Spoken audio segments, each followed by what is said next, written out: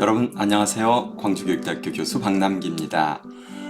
오늘은 여러분하고 함께 제10장 교육 거버넌스와 학교 자율성에 대해서 공부하겠습니다. 저희가 지금 거버넌스라는 용어를 많이 사용하고 있는데요.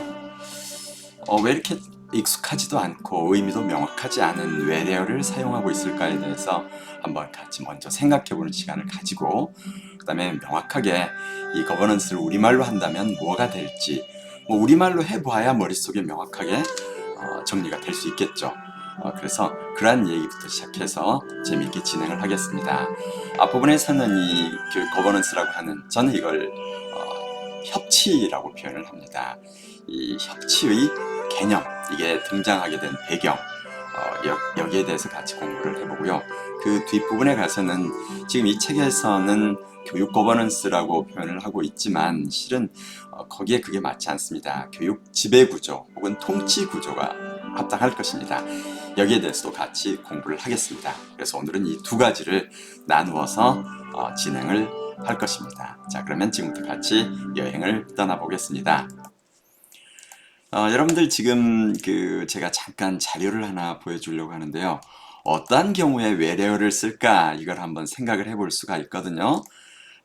재미있게 지금 이게 11월 3일 날 한겨레에 실렸던 칼럼인데요.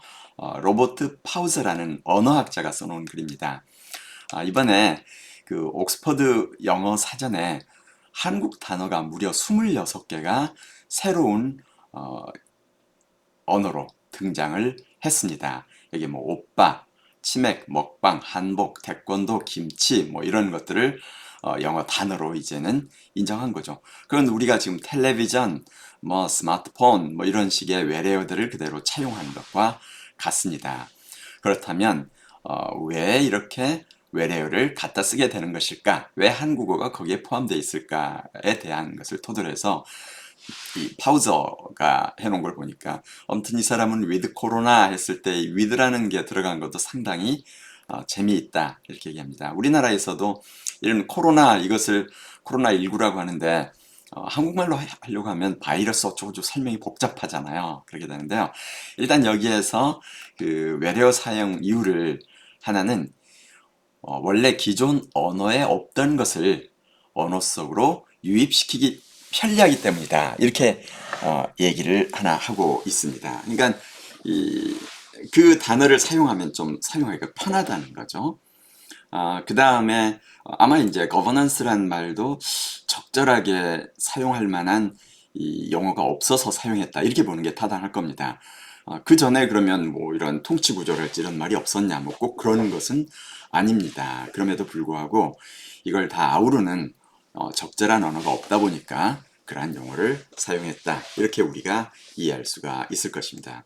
이제 또 하나는 그 단어가 아니면, 그러니까 자기네 언어에는 그러한 단어를 표현할 수 있는 게 없을 경우죠. 그래서 이 사람이 재밌게 표현합니다.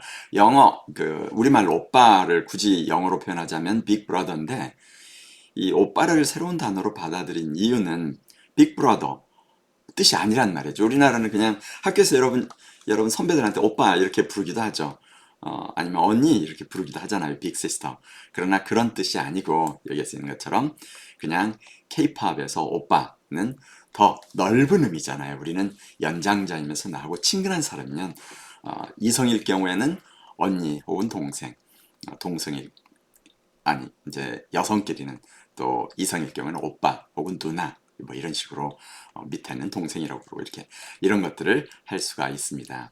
이제 그 이외에 또 뭐 와이프, 집사람 대신 와이프라고 쓰는 이유는 조금 그 어감이 중립적이고 선진적인 느낌을 주기 때문이다. 뭐 이런 표현을 하고 있는데 지금 우리나라에서 쓰고 있는 이 거버넌스라는 단어도 실은 이게 거버넌스 그랬을 때 아마 이미 알고 있다고 하시는 분들에게도 제가 여쭤보면 상당히 혼란스러울 것입니다. 그래서 제 관점에서 이걸 조금 설명을 드리고 그 다음에 이 용어를 같이 한번 탐색을 해 보도록 하겠습니다.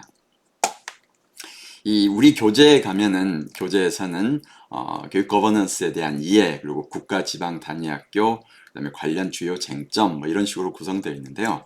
이 거버넌스에 대한 이해다 이렇게 되어 있는데 이 governance를 왜 굳이 이렇게 쓰고 있나, 원래 뜻은 뭔가, 이런 것들에 대해서 같이 가볼 텐데요. 여기 내용상에 보면은 여러분이 보는 것처럼 과거에는 government라는 표현이 사용되고 있었고요. 서구권에서 이것은 그 국가 중심의 그러니까 중앙 집권적인 지배적인 의사결정 체제, 이런 의미를 담고 있습니다. 그런데 이제 사회가 점점 복잡해지게 되니까 우리 교재에 나온 것처럼 여기에서 정치적인 측면에서는 시민 참여적인 민주주의 확대로 참여 요구가 증대했고, 경제적인 측면에서는 이제 정부 주도로는 잘 되어 있지 않아서 시장 주도, 즉 민간도 참여할 필요성이 생겼다. 그러니까 이제 어떤 중요한 정책 결정을 할 때 과거에는 관주도, 관료가 일방적으로 결정했다면 이제는 국민도 참여하고, 그 다음에 시장, 민간도 참여하는 이제 그러한 개념으로서 설명을 하고 있습니다.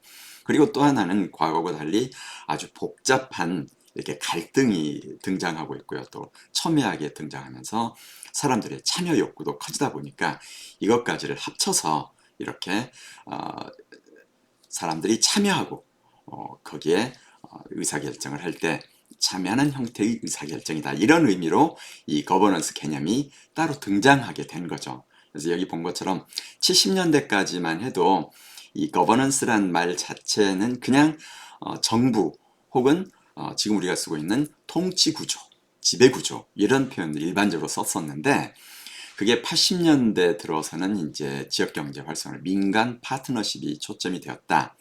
그러면서 과거처럼 정부가 일방적으로 결정하는 건 거버넌먼트라고 하고, 참여해서 민간이 참여해서 하는 것은 거버넌스다, 이렇게 영어권에서 이름을 다시 거버넌스의 개념을 이제 좁힌 거죠. 특정한 경우로 그렇게 해서 사용하기 시작합니다. 그 다음에 90년대 들어서는 이제 시민사회, 시장, 이런 게 등장하고 있고, 이제 그래서 참여형, 협의형, 뭐 이런 것을 강조하는 개념으로, 그 다음에 2000년대에는 대의민주주의를 보완하고 직접 참여민주주의, 수기민주주의를 가능하게 하는 대안의 개념으로 등장했다.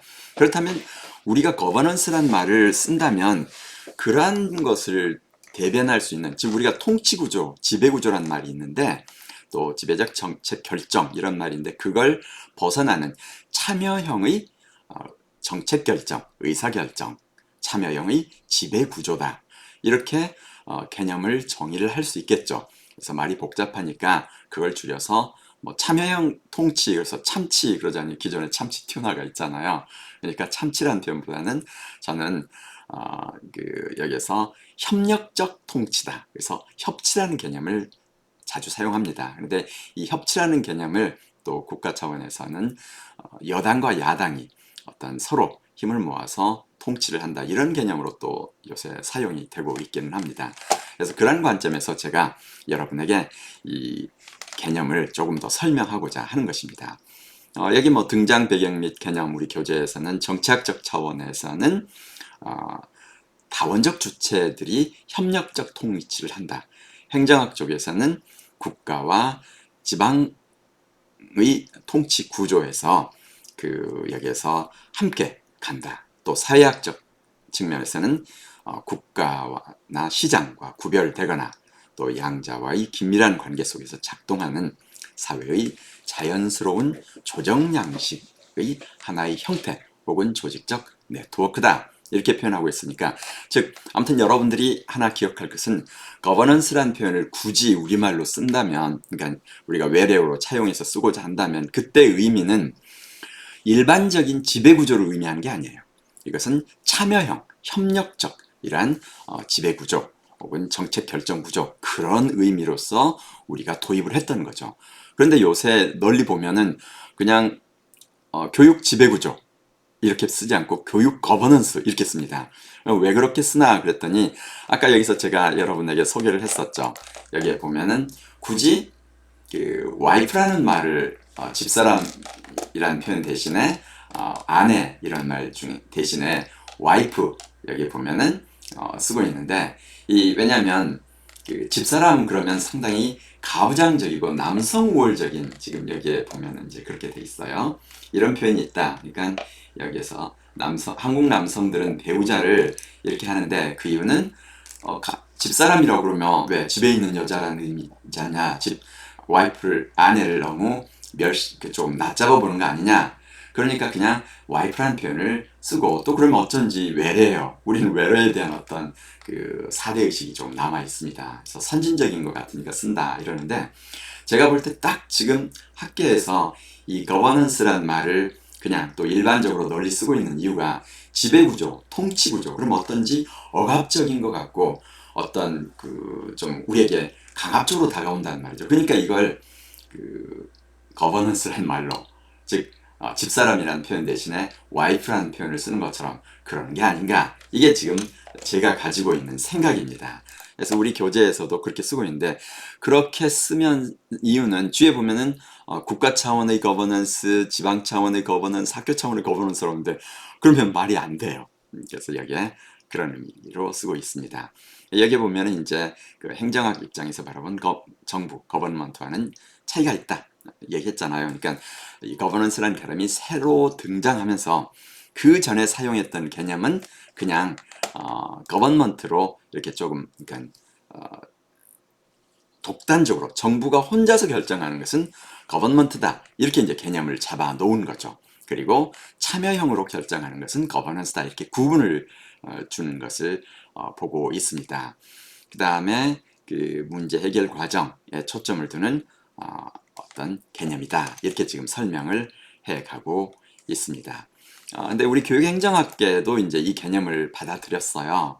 1980년대에서 이 서즈바니가 처음으로 이걸 언급을 시작하고, 그러면서 누가 교육과 관련된 이제 그 중요한 정책 결정을 공식적으로 통제를 할 것인가, 또 누가 결정을 할 것인가, 여기에 관한 개념이다, 이렇게 생각을 했는데, 단순하게 누가 결정할 것인가의 개념이 아니라 아까 얘기한 것처럼 거버넌스라는 말을 80년대 이렇게 쓰기 시작한 것은 과거에 썼던 그 거버먼트, 그러니까 거버넌스 개념하고 새롭게 정의를 해서 사용한 거예요. 그러니까 우리가 기존에 썼던 개념을 새로운 용어를 만들면 혼선이 없는데, 기존 용어를 재정의해서 사용하게 되면 상당한 혼선을 겪게 됩니다. 그러다 보니까 서구에서도 거버넌스라고 했을 때 과거 이 거버먼트, 그러니까 그 좁은 의미의 거버먼트, 그 지배 구조를, 그래서 정부가 일방적으로 하는 건 거버먼트고 참여형은 거버넌스다, 이렇게 지금 이제 구분해서 굳이 쓰지만, 또 원래 썼던 거버넌스, 넓은 의미로 지배 구조라는 의미로도 그대로 사용하고 있어요.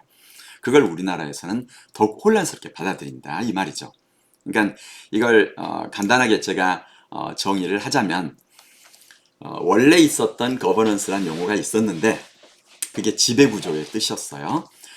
70년대, 80년대 접어들면서 사람들이 참여하는 형태로 그것을 이제 유럽에서 새롭게 거버넌스란 용어를 다시 정의를 했어요. 그렇게 되니까 이제 우리말로 하면 과거에는 통치가 이제는 참치 혹은 협치가 된 거죠. 우리는 그렇게 용어를 새로 만들 수 있는데, 우리나라 사람들도 이 참여형 통치라는 말을 쓰기 대신에 그냥 그동안에 거버넌스라는 말을 별로 신경을 안 썼어요. 사용하지도 않았어요.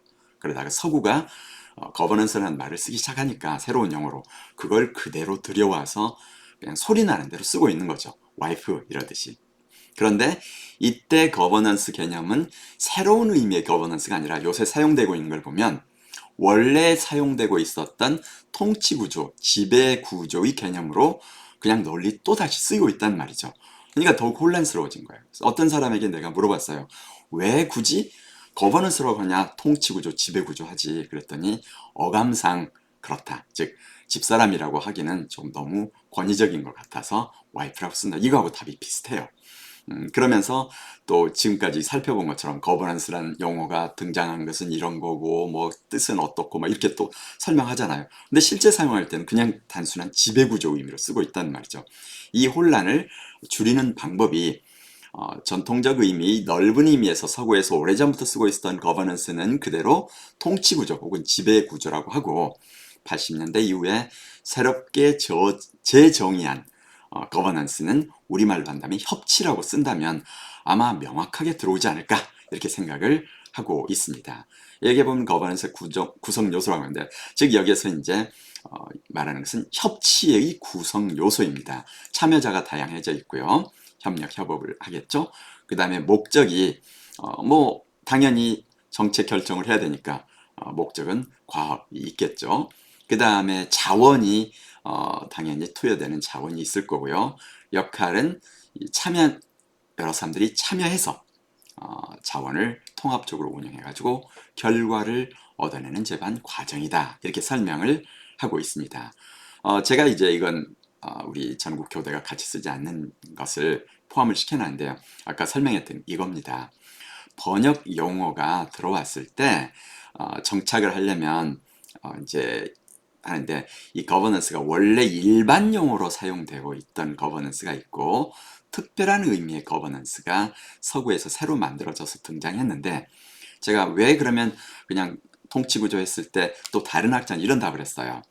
서구에서 이렇게 참여하는 의미로서 이 지배구조, 참여형의 지배구조라고 새롭게 쓰고 있고 그걸 표현할 만한 적절한 의미가 없어서 그냥 거버넌스라고 쓰고 있다 이런 표현을 했는데 그렇다면 그런 경우에는 국가 차원의 거버넌스 이런 표현을 쓰면 안 되죠. 그냥 지배구조라고 써줘야죠. 그런 걸 할 수가 있습니다. 이 통치와 협치 아까 제가 말을 했었는데 여기에 보면은 행위자, 그 다음에 계층적 기구 존재 여부, 공적이냐 사적이냐 영역이냐, 그 다음에 권력이 집중되고 분산되느냐, 문제 수준에서는 어느 정도냐 이렇게 해가지고 이 거버넌먼트와 거버넌스를 구분하기도 합니다. 그냥 참고로 주었으니까요. 여러분이 한번 보고요. 그 다음에 이제 이 교육 행정 체제하고 비슷하게 거버넌스를 교육 지배구조 혹은 그 교육 행정 체제 전체하고 이렇게 혼란해서 쓰기도 하는데 제가 볼 때 교육 지배구조 안에는 행정만이 들어가는 게 아니라 입법, 사법까지가 다 들어가게 됩니다. 그 다음에 행정체제는 또 행정체제에 관한 교육행정체제 분야가 있고 또 그 이외에 우리 지금 교육행정학에서 하는 제반 영역이 또 다 들어갑니다. 그래서 이 양자가 이렇게 겹치는 부분이 있어요. 그러니까 교육 지배구조하고 교육행정체제는 서로 다른데 지금 거버넌스라고 하면서 아예 이걸 가지고서 교육행정체제라는 의미로 쓰는 사람마저 심지어 있고요. 또 어떤 사람은 교육 지배구조 전반을 다 거버넌스라는 표현을 쓰고 있는 사람도 있어서 제가 의도적으로 이걸 보여준 겁니다. 지금 이제 이 부분은 또 다시 초중등 교육의 지배구조에 관한 거니까 이따가 다시 여러분하고 언급을 해 가겠습니다. 이 지배구조에 관한 부분을 제가 조금만 그려서 더 설명을 하려고 하는데요. 이런 부분은 아예 제 논문을 가지고서 같이 한번 여러분하고 해보도록 하겠습니다. 제가 썼던 논문 중에 이런 논문이 있습니다. 여기에서 학교 자치를 넘어서 이게 하는데 제가 만들었던 논문을 잠깐만요. 여러분 다시 한번 이 논문을 여기다 올려놓겠습니다. 학계에서 널리 거버넌스라는 용어를 쓰고 있는데 어떻든 그걸 사용을 하면서 제가 생각하는 용어로 사람들을 이끌기 위해서 이렇게 2018년에 교육정치학 연구에 제가 교육 거버넌스 이 개념, 그러니까 이 교육 거버넌스 개념과 범위 재구조화 및 이를 활용한 2017 대통령 선거 초중등 교육 지배구조 공약 쟁점 분석 이런 논문을 썼습니다. 그러니까 이 논문을 쓴 핵심의 이유는 결국은 처음부터 제가 논문을 쓸 때 아예 여기다가 초중등 교육 지배구조 공약 쟁점 분석 이렇게 하면 또 학교 사람들이 너무 그동안에 교육 거버넌스라는 말을 널리 쓰고 있었기 때문에 잘 이해가 되지 않을 것 같아서 일단 원래 용어로 내가 이렇게 쓰고 있다 이런 측면에서 지금 보여주고 있었던 것입니다. 그래서 여기에 지금 쭉 내려가 보면요 제가 여기다 해놨는데 아까 얘기했던 내용이 여기에 다 있습니다. 여러분들 관심 있으면 아까 보여줬던 제 블로그에 가서 이 거버넌스 치면은 이 논문이 여기에 파일로 들어 있습니다. 그래서 여러분께서 이 논문을 다운받아서 한번 읽어볼 수가 있습니다. 아까 얘기했던 것처럼 왜 거버넌스라는 개념이 이렇게 혼돈을 일으키고 있는지, 그런 번역 용어가 정착하려면 어떤 조건을 갖춰야 하는지에 대해서 제가 일단 쭉 설명을 하고 있습니다. 뭐 거꾸로 교실이라는 용어에 대한 것도 예로 들었고요. 그리고 일반 용어, 그러니까 아까 얘기했죠. 거버넌스란 말이 일반적인 지배 구조로 사용이 되다가 여기에 있는 것처럼 의미가 조금 이제 바뀌었다. 그러니까 원래는 이렇게 그냥 정책 결정 구조, 의사 결정 구조, 정책 결정 시스템, 지배 구조 이렇게 썼는데 여기에서 보여준 것처럼 70년대 말에 영국과 네덜란드에서 특별한 의미를 지닌 거버넌스라는 개념이 등장을 한 거예요. 그때 지금까지 앞에서 우리 교재에서 설명했던 그러한 의미들이 쭉 등장을 했었고, 그래서 통치와 협치를 제가 비교한 것을 아까 그 논문에서 제시를 했고요. 근데 우리 학교에서 사용하고 있는 거버넌스 개념을 쭉 봤더니 아까 얘기한 것처럼 이제 새로운 참여형의 지배구조가 등장했다. 참치, 협치. 그래서 2003년에 한국 거버넌스 학회가 등장을 했어요. 그런데 거기에서도 아예 그런 특별한 의미가 아니라 일반적인 지배구조 의미로 사용을 하게 됩니다. 그러니까 그렇다면 그냥 교육 지배구조 그러니까 지배구조 학회 아니면 통치 구조 학회 이렇게 해야 되는데 말이 멋있잖아요. 교육 이제 거버넌스 학회 이렇게 해가지고 했는데 그렇다면은 굳이 이런 개념을 받아들여서 쓸 이유가 별로 없는 거잖아요.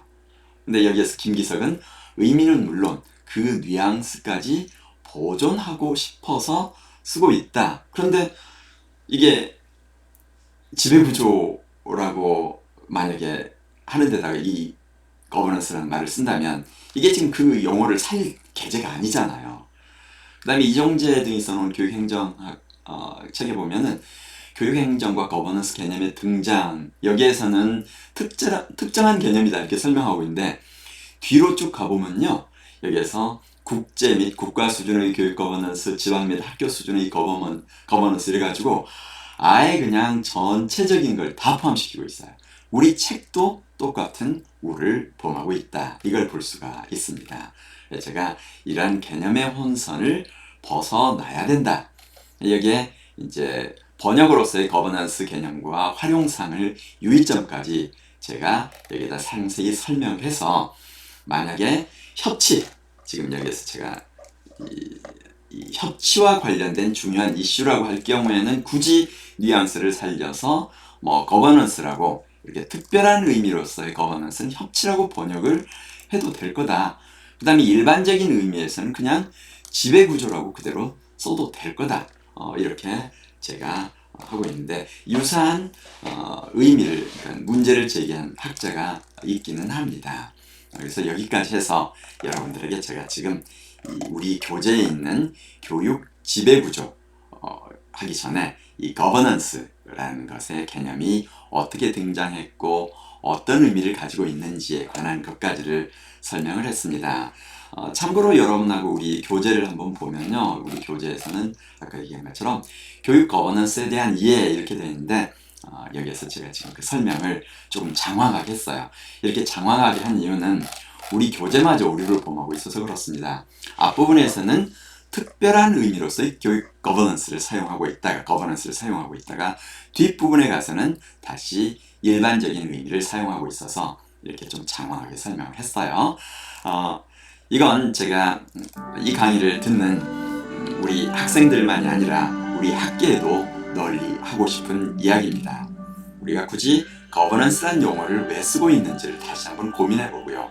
그게 특별한 의미를 갖는 의미로 사용한다. 그렇다면 일반적인 교육 지배구조 속에다가 또 거버넌스라는 말을 쓰는 것은 어떤 논리로도 합리화시킬 수가 없다.